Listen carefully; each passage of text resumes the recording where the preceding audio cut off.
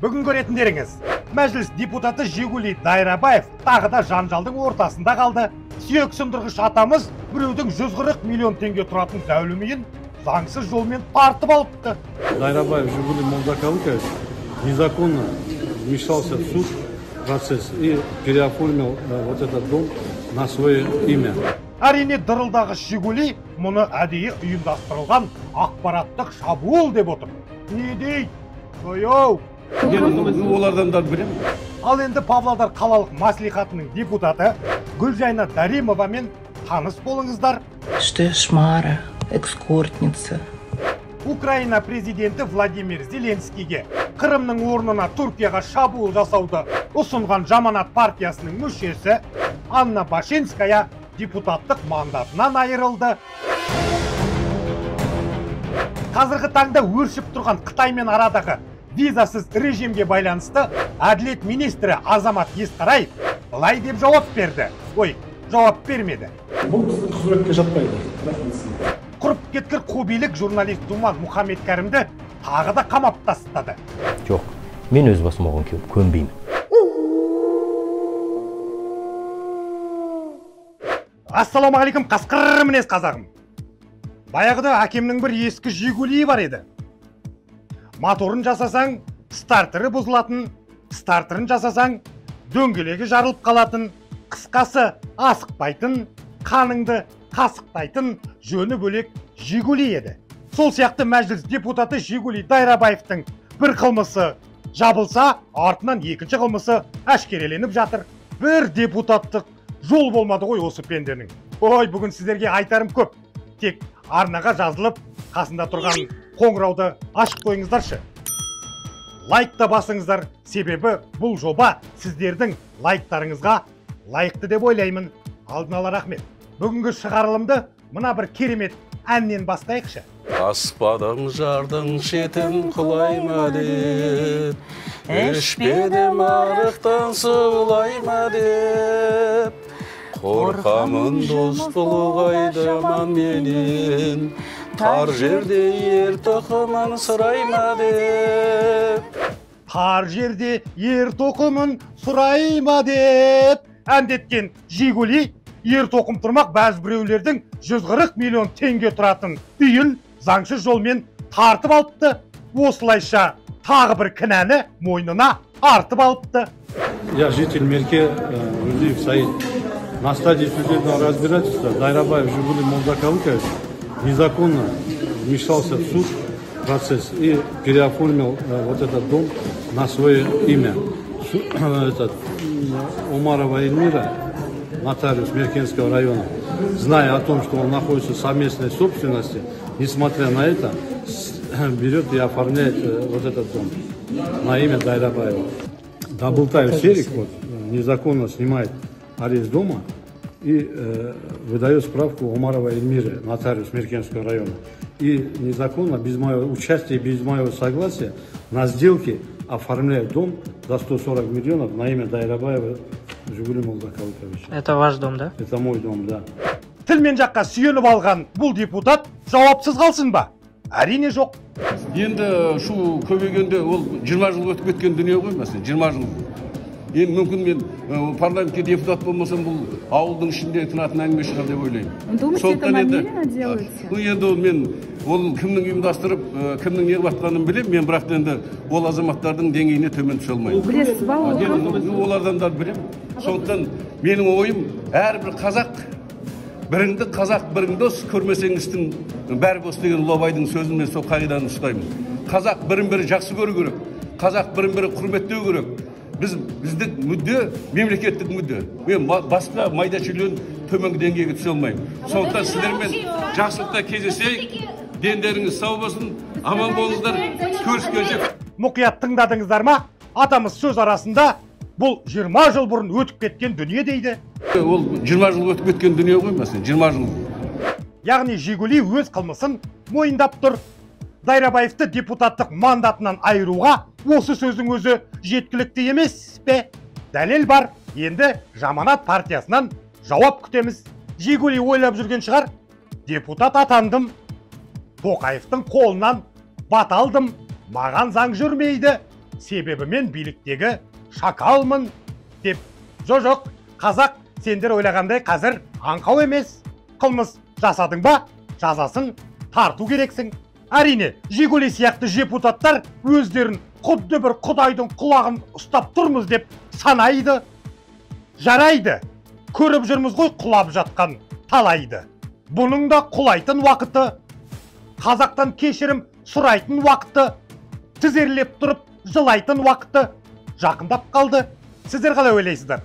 Жигули Дайрабаевты депутаттық мандатынан айырып, үстінен қылмысты іс қозғау керек пе, әлде жоқ па? Төменде пікір жазып кетіңіздерші, мен міндетті түрде оқитын боламын. Ал енді мына қызыққа назар аударыңыздар. Тек ескерту, экран алдынан бойдақ еркектер мен кәмелетке толмаған жас балаларды алып тастаңыздар. Девочки, которые пишут мне гадости в директ, что я веду аморальный образ жизни, что я шмара, экскортница. Вы не боитесь, что я найду ваш адрес и приеду, уведу вашего мужа или сына, или отца? И вообще, я сейчас в таком возрасте, что я могу увезти их троих запросто. Так что подумайте, прежде чем писать мне всякие гадости. Всех люблю. Күйеуіңмен қосып балаңды да тартып аламын деп майысып жатқан бұл сылқымды жеңіл жүрісті әйел ме деп ойлап қалған едім басында.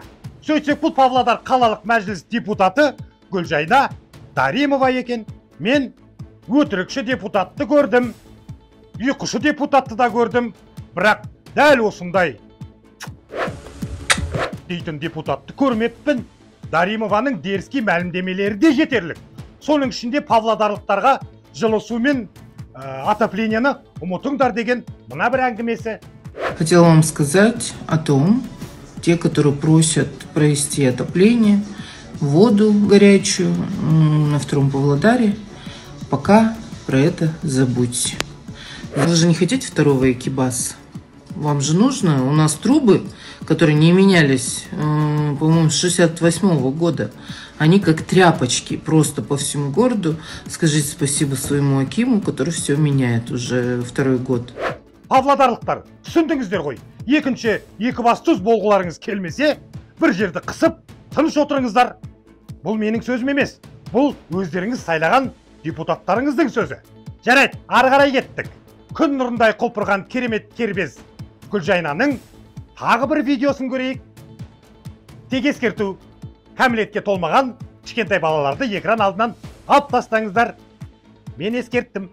Посмотри, о чем мечтают мужчины, о чем мечтают тайгыры. Мужчины, если приедете в Таиланд, обязательно придите в эту пещеру, принесите с собой мужское благополучие. Бұл видео Таиландта түсірілген. Мен біреудің жеке өмірін аңдудан аулақпын. Десе де дардай бір қаланың депутатына мұндай қылық жараспайды деп ойлаймын. Ал сіздер қалай ойлайсыздар? Төменде пікір жазып кетіңіздер. Даримова сияқты біреудің күйеуін тартып аламын деп қорқытпаса да, Украина президенті Владимир Зеленскийге Қырымдың орнына Түркияға шабуыл жасауды ұсынып жүрген Жаманат партиясының мүшесі экс-депутат Анна Башинская мандатынан айырылып қалды. Әрине, күллі қазақ бұл қатынға сол керек деп рахаттанып жатыр. Ал менің ойымша, мандат деген бұларға сөз емес. Қазақстанда тұрып обороты 6 миллиард теңгеден асатын бизнесі бар Анна Башинскаяны мандаты емес, осы бизнесінен айырып, үстінен қылмыстық іс қозғап, Ресейге жер аударып жіберу керек еді. Сол жақта кәсіп ашама, Путиннің пулеметін тазалайма, өзі білет. Міне, Анна сияқтылар тек осындай жазаға лайықты. Сіздер қалай ойлайсыздар? Соңғы кезде байқаймын, біздің биліктегілер Ресей мен Қытай мәселесіне келгенде ауыздарына құм құйылған балықтай үнсіз бола қалады. Бұған дәлел әділет министрі Азамат Ескараевтың мына бір әрекеті. Қытайға визасыз режим туралы айтып беріңізші, сәлеметсіз ба? Қазір жоба болып жатыр, ол тоқтап айтып бересіз, қоғамда осыған қаншалық байқалады? Мен ойлаймын, ішкі істер, сыртқы істер министрлігіне жолдағаныңыз дұрыс, солардың құзыреті деп ойлаймын. Жоқ, сыртқы істер министрлігі жауап берді өз құзыретіне сәйкес. Ал әділет министрі ретінде сіз шынымен де қоғамда айтып жатқан пікірмен келісесіз бе? Мен сізге айтып отырмын, бұл біздің құзыретке жатпайды.